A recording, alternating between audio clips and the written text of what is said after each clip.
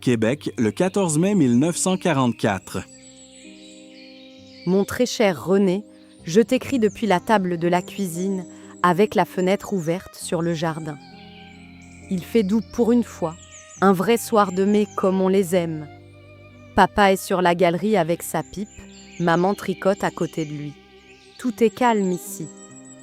Trop calme sans toi. René, j'ai quelque chose d'important à te dire. Je suis enceinte. J'ai vu le docteur Gagnon la semaine dernière et il me l'a confirmé. Nous allons avoir un enfant. Pour le mois de décembre, m'a-t-il dit. Je suis restée sans voix dans son cabinet, les mains sur les genoux, à fixer le mur et à sourire de bonheur. Un bonheur qui sera encore plus grand quand tu reviendras. Tu vas être père, monsieur René Leclerc. Père avant Noël. Je pense à toi à chaque heure du jour. Le matin quand je ramasse les œufs dans le poulailler. La petite rousse pond maintenant 2 œufs par jour.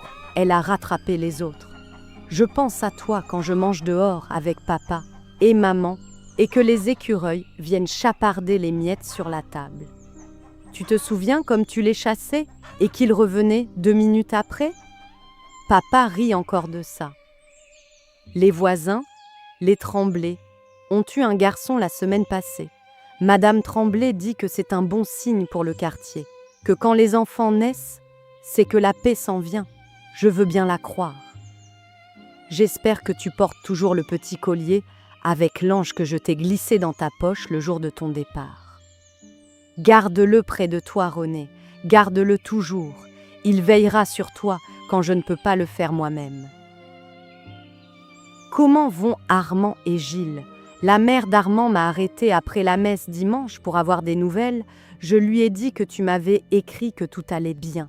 Dis-leur que Québec pense à eux. Fais bien attention à toi.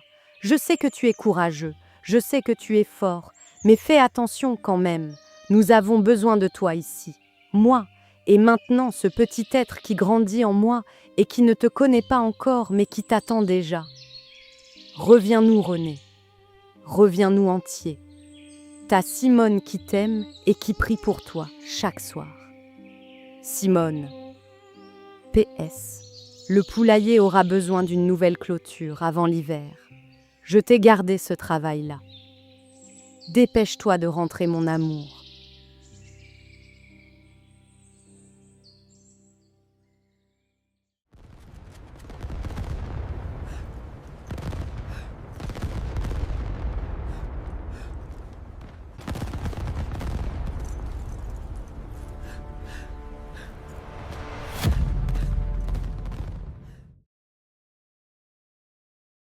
Angleterre, le 1er juin 1944.